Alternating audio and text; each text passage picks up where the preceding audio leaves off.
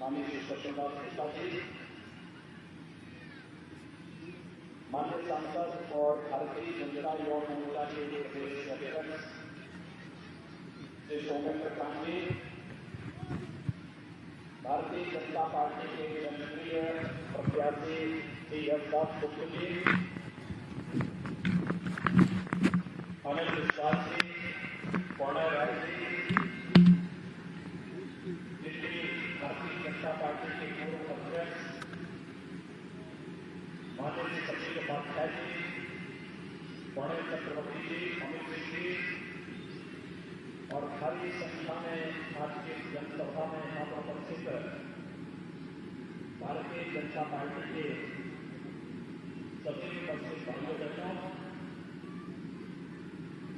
मैं अध्यात्म, धर्म, संस्कृति और समाज सुधार की धरती को कोटि कोटि नमन करता हूं। भाइयों बहनों, बंगाल की धरती हम सबके लिए अत्यंत पवित्र और प्रेरणा की धरती है। धार्मिक और सांस्कृतिक क्षेत्र में अनेक संतों और आध्यात्मिक महापुरुषों का जन्म इस पवित्र धरती पर हुआ। देश के अंदर समाज सुधारकों की लंबी श्रृंखला बंगाल की देन है। वैज्ञानिकों की एक लंबी परंपरा ये बंगाल की देन है और देश की स्वाधीनता आंदोलन में भी बंगाल ने देश को नेतृत्व प्रदान किया। जो बंगाल भारत में युग परिवर्तन का कारक बना था, हर एक क्षेत्र में भारत को यशस्वी नेतृत्व दे रहा था, वो बंगाल जिस बंगाल को 10 वर्ष पहले ममता दीदी ने मां मांगे और मां का नारा लेकर के परिवर्तन का एक संदेश देने की बात कही थी, आज जो हिंसा से, अराजकता से, टीएमसी के भ्रष्टाचार से क्यों आहत हुआ है, यही प्रश्न पूरा देश बंगाल के नौजवानों से, बंगाल के किसानों से, बंगाल की बहन और बेटियों से ये प्रश्न पूछना चाहता है टीएमसी की सरकार से। और यही पूछने के लिए मैं भी आज आपके बीच आया हूं कि ममता दीदी कम से कम इसका जवाब हमको दे दें। भाइयों बहनों, मुझे आश्चर्य होता कि बंगाल में बहुत बेटियां सुरक्षित हैं। उनकी शिक्षा की व्यवस्था में कई विधानसभा क्षेत्रों में जब मैं जा गया हूं तो मुझे जानकर के हैरानी हुई कि जब बालिकाएं स्कूल में जाती हैं तो स्कूल के बाहर तमाम उपद्रवी तत्वों के द्वारा उन पर छीनाछी करने का प्रयास होता है और उन उपद्रवी तत्वों को टीएमसी का कैडर बना करके उनके माध्यम से अराजकता पैदा करने का प्रयास बंगाल के अंदर होता है। उनकी सुरक्षा की कोई व्यवस्था नहीं और आंख काम करने वाली ममता दीदी आपको मां दुर्गा की भी पूजा पर प्रतिबंध लगाने का प्रयास कर देते हैं। ममता दीदी से पूछना चाहते हैं कि आखिर मां दुर्गा तो हमारी शक्ति के निष्ठात्री देवी है, मां सरस्वती ज्ञान के निष्ठात्री देवी है,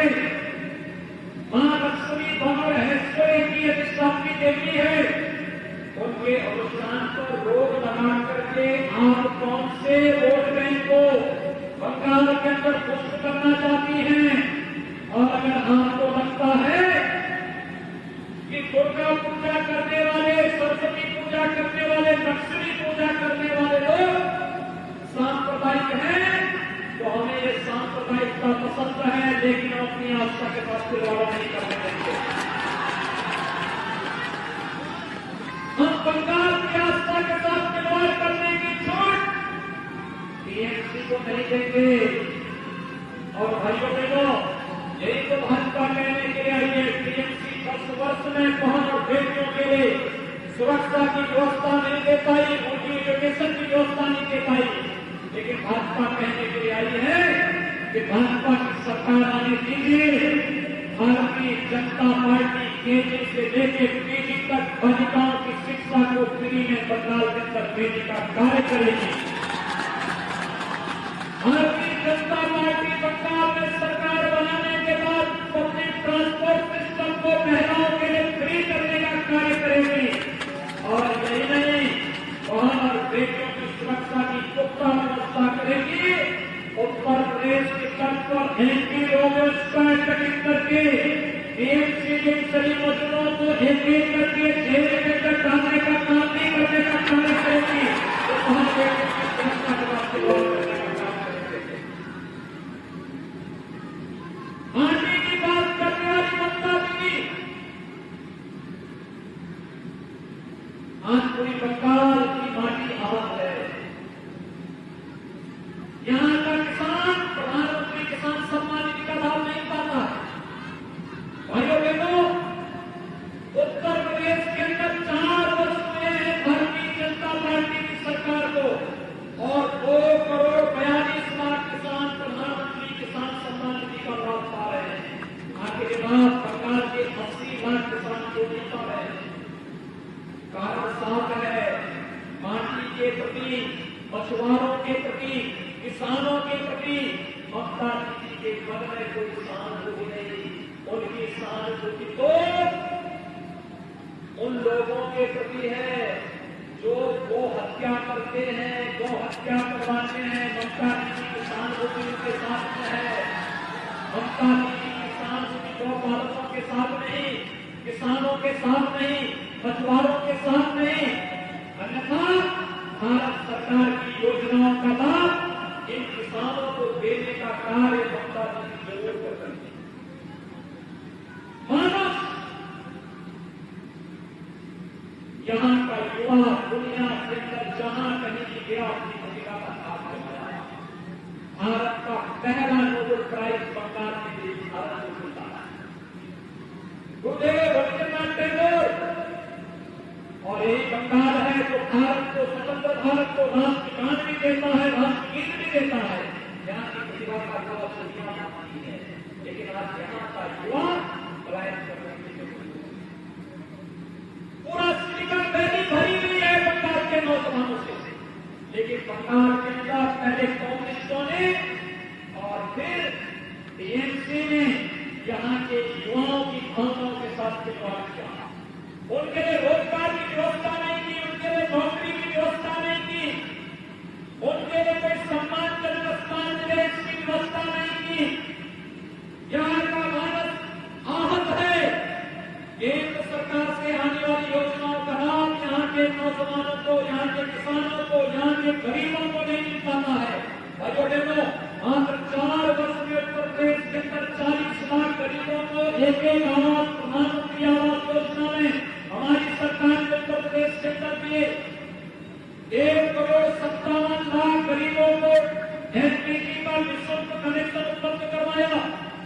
6 करोड़ नागरिकों को आयुष्मान भारत में 5 लाख रुपए सालाना स्वास्थ्य बीमा का कवर दिया और 14 करोड़ नागरिकों को नेशनल मोबिलिटी केंद्र का फ्री में राशन की सुविधा उत्तर प्रदेश उपलब्ध करा रहा है। आखिर बंगाल के अंदर यहाँ के लोगों को इस विश्वास को नहीं मिल पा रहे हैं। इस मानुष के बारे में ममता दीदी ने क्यों नहीं सोचा? क्योंकि ममता दीदी का की सहानुभूति तो यहाँ के युवाओं के लिए, किसानों के लिए नहीं, यहाँ के गरीबों के लिए नहीं, ममता दीदी किसान योगी को टीएमसी के मुद्दों के प्रति है, जो इन योजनाओं को बढ़ा जाते हैं और यहाँ के मानुषों को कुछ भी काम नहीं कर पाता है। ये परिवर्तन कौन सा परिवर्तन रहा है 10 वर्षों में? मैं पूछना चाहता हूं ममता दीदी से कि ममता दीदी को बताओ, 10 वर्ष पहले बंगाल के अंदर जिस परिवर्तन की बात आपने की थी, वो परिवर्तन कहां पे है? क्यों नहीं इस परिवर्तन का लाभ बंगाल के नौजवानों को मिला, बंगाल के किसानों को मिला, बंगाल की बहन बेटियों और माताओं को मिला, बंगाल के प्रत्येक नागरिक को परिवर्तन का लाभ क्यों नहीं मिल पाया? कारण साफ है, टीएमसी और एक घोटाले में टीएमसी का नाम आ जाता है। मैं देख रहा हूं बंगाल के अंदर जो हम बात करते हैं, जेठानी दुर्नीति, शेखानी TMC, Saradha TMC, Narmada TMC, जलचूरी टीएमसी, बेपाल चोरी टीएमसी, भाइयों देखो कहां का गलती फेरस हम लोग इसके साथ जुड़े हैं। केवल भ्रष्टाचार, अराजकता और विकास का पैमाना तय करती है दिल्ली को, वो भतीजे तक सीमित रह जाती है, वो भतीजे से आगे बढ़ती नहीं है। भाइयों देखो, मैं पूछना चाहता हूं ममता दीदी से, आपको गुस्सा अगर इन गरीबों के हक को छीनने वाले भ्रष्टाचारियों पर आता, तो बंगाल की जनता आपका फैसला करेगी। आपका गुस्सा अगर उन बेगानों पर होता जो लोग यहाँ के गरीबों का छीन रहे हैं, तो यहाँ बंगाल की जनता आपका अभिनंदन करती। आपका गुस्सा वो हत्यारों पर होता, बंगाल की जनता आपका अभिनंदन करती। मां दुर्गा, मां सरस्वती की पूजा में व्यवधान डालने वाले तत्वों पर आप गुस्सा होती, तो बंगाल की जनता आपका अभिनंदन करती। लेकिन आपको गुस्सा होती है जो जय श्री राम का नारा लगाते हैं।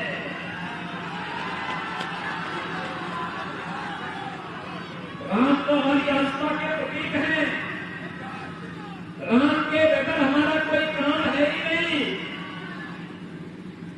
भारत के अंदर कहीं भी आप जाएंगे, राम सनातन आस्था के प्रतीक हैं। लेकिन राम, ये नाम से हमको चिढ़ है, और मैं बंगाल के नागरिकों का अभिनंदन करता हूं कि बंगाल में जहां कहीं जाने का, मैं दार्जिलिंग में था, मैं देख रहा था जब मैं पहाड़ियों में चल रहा था, जहां भी चलता था वहां की माताएं, वहां की बहनें, वहां की बेटियां, वहां के नौजवान, वहां का हर नागरिक, हर कोई इबादत करता था जय श्री राम के साथ। ममता दीदी बोल जाती है, हम जन्म देते हैं राम का जय श्री राम कह करके जन्म देते हैं, और अंतिम यात्रा भी निकलती है तो राम नाम सत्य है के साथ निकलती है। राम के बगैर हमारा कोई काम होता ही नहीं। ये भारत की पहचान है, और यही कारण है कि 500 वर्षों के लंबे संघर्ष के बाद भारत का आस्थाना जनमानस को प्रधानमंत्री मोदी जी के प्रयासों से अयोध्या में भगवान राम के भव्य मंदिर के निर्माण का मार्ग प्रशस्त करने का अवसर प्राप्त हुआ है। और जो मैं अभिनंदन करता हूं आप सबका, बंगाल के सभी नागरिकों का, जिन्होंने समर्पण नीति में अपना योगदान देकर के भगवान राम के भव्य मंदिर के निर्माण में अपना करने की कोशिश किया। लेकिन मैं पूछना चाहता हूं ममता दीदी से कि ममता दीदी, अगर ये गुस्सा आपका भ्रष्टाचारियों पर निकलता, तुष्टिकरण के पोषक तत्वों पर निकलता, मां दुर्गा की पूजा में व्यवधान डालने वाले तत्वों पर निकलता, बहन बेटियों की इज्जत पे हाथ डालने वाले तत्वों पर निकलता, और केंद्र से आने वाली योजनाओं के काम को बीच में टकारने वाले बीएमसी के भ्रष्टाचारियों पर निकलता तो बंगाल की जनता पर निंदन करती, लेकिन आपको गुस्सा बंगाल के मानस पर उतार नहीं। पहले मुझे जय श्री राम सुनने में श्रद्धा पसंद नहीं, दुर्गा पूजा पसंद नहीं, लेकिन भाइयों बहनों चुनाव में ममता जी को चंडी का पाठ करने का मजबूर कर दिया। यह है लोकतंत्र की बात। आप देखना 2 मई को टीवी भी जय श्री राम जरूर। आप लोग चाहते हैं टीवी जय श्री राम बोले? आप भी चाहते हैं? सभी लोग सहमत हैं? आप लोग थोड़ा जोर से बोल दीजिए जय श्री राम। आप लोग बोलिए। तो 2 मई के बाद टीवी को भी जय श्री राम बोलना ही बोलना है। और इसलिए भाइयों बहनों, आप सबसे मेरी अपील है, भारतीय जनता पार्टी जो कहती है सो करती है। मोदी जी का विजन विकास का है, सुशासन का है। मोदी जी का विजन सबका साथ, सबके विकास का है। यहां पर न जाति, न मत, न मजहब, न क्षेत्र, न भाषा, एक भारत श्रेष्ठ भारत, सबका साथ, सबका विकास। और यही कारण है आवाज सबको, आयुष्मान भारत की सुविधा सबको, राशन की सुविधा सबको, सुरक्षा सबको, रोजगार और नौकरी सबको। यूपी में हम लोगों ने 4 वर्ष में 4 लाख नौजवानों को सरकारी नौकरी और 1.5 करोड़ नौजवानों को भी पब्लिक सेक्टर में और प्राइवेट सेक्टर में नौकरी और रोजगार देने का काम किया है। और ये दोनों काम भारत चंद्र हो सकता था। हमने रिफॉर्म किया, हमने परफॉर्म किया, हमने वहां पर प्रधानमंत्री मोदी जी के विजन के थ्रू ट्रांसफॉर्म भी किया, जिसके कारण 1.5 करोड़ नौजवानों को नौकरी और रोजगार के लिए सफल हुई। इसके लिए वहां निवेश करवाया गया। बंगाल के अंदर तो 10 वर्ष में 15,000 का निवेश नहीं हो पाया, हमने 4 वर्ष में 3 लाख करोड़ रुपए से जितना निवेश करवाया। यही अंतर है। और इसीलिए आज मैं आपकी चाया कि भाइयों बहनों, भारतीय जनता पार्टी ने अपने प्रत्याशी के रूप में CS दास गुप्ता को आपके बीच में उतारा है। एक अच्छे कलाकार, कला प्रेमी, संस्कृति प्रेमी और कला और संस्कृति प्रेमी सदैव संवेदनशील होता है। उनकी संवेदना यहाँ के विकास के बंगाल की कला और संस्कृति को एक नई ऊंचाई देने के लिए है। और इसलिए हम सबसे मेरी अपील है, आप सभी इस गुप्ता से सहमत हैं? सभी लोग सहमत हैं?